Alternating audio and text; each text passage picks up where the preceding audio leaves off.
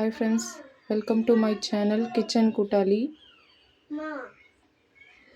போன வாட்டி பண்ண உருளைக்கிழங்கு வேறு, இந்த வாட்டி பண்ணுற மசாலா வேறு.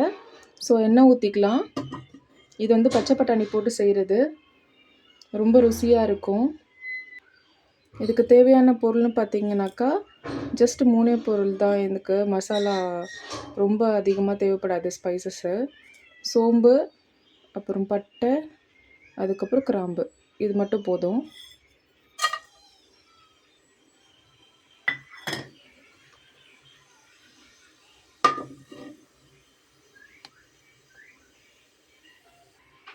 எண்ணெய் ஊற்றியாச்சு, ஸ்பைசஸ் ஆட் பண்ணியாச்சு. இப்போது வெங்காயம் போட்டுக்கலாம். நான் ஒரே ஒரு பெரிய வெங்காயம் சின்ன சின்னதாக நீள் வாக்கில் நறுக்கி வச்சுருக்கேன்.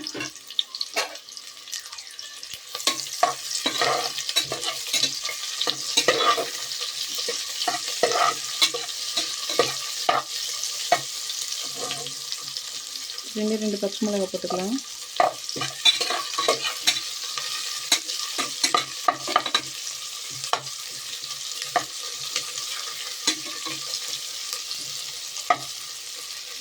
கொஞ்சமாக கருவேப்பிலை போட்டுக்கலாம்.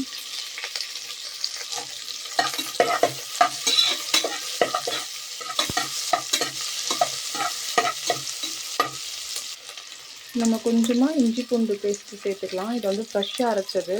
எப்பயுமே ஃப்ரெஷ்ஷாக அரைச்சி சேர்த்திங்கனாக்கா டேஸ்ட்டு ரொம்ப சூப்பராக இருக்கும். வாசனையும் அவ்வளோ சூப்பராக இருக்கும். இஞ்சி பூண்டு பேஸ்ட்டு சேர்த்திங்கனாக்கா அடுப்பை வந்து சிம்மில் வச்சுருங்க, இல்லைனாக்கா அடி பிடிக்கும். ஏன்னா எண்ணெய் கம்மியாக ஊற்றி செய்கிறதுனால கண்டிப்பாக அடி பிடிக்கும். சிம்மில் வச்சுக்கோங்க.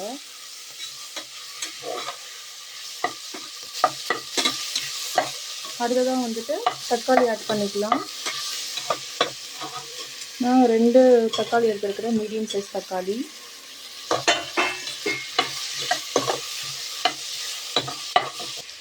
தேவையான அளவு உப்பு சேர்த்துக்கோங்க. கொஞ்சமாக மஞ்சள் தூள்,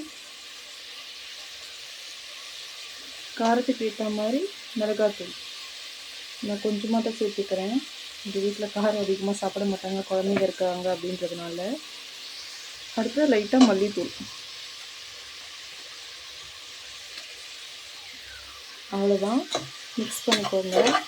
வந்து உங்கள் தக்காளி வெங்காயம்லாம் நல்லா வதங்கணும் அப்படின்ற அவசியம்லாம் இல்லை. ஜஸ்ட்டு சும்மா ஒரு 2 வதக்கு வதக்குனிங்கனாலே போதும். நம்ம விசில் விடும் போது எல்லாம் சாஃப்டாகிடும்.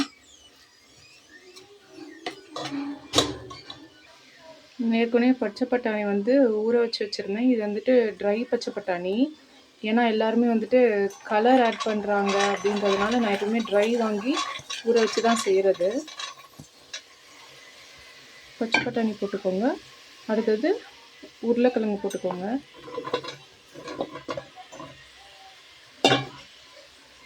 அவ்வளோதான், இதை மிக்ஸ் பண்ணிக்கலாம்.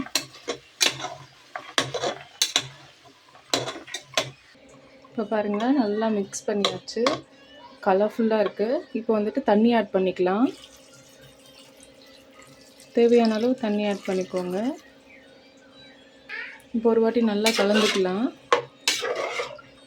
அவ்வளோதான், கலந்தாச்சு.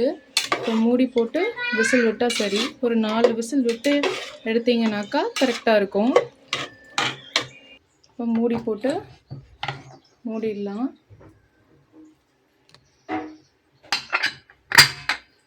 அவ்வளோதான், 4 விசில் வரட்டும். அவ்வளோதான் ஃப்ரெண்ட்ஸ், ஓப்பன் பண்ணிடலாம். விசிலெல்லாம் அடங்கிடுச்சு பாருங்கள், சூப்பராக வெந்து வந்துடுச்சு. அவ்வளோதான். இது தோசைக்கு, இட்லிக்கு, சப்பாத்திக்கெலாம் எவ்வளோ டேஸ்ட்டாக இருக்கும். ட்ரை பண்ணி பாருங்கள். Okay, bye friends.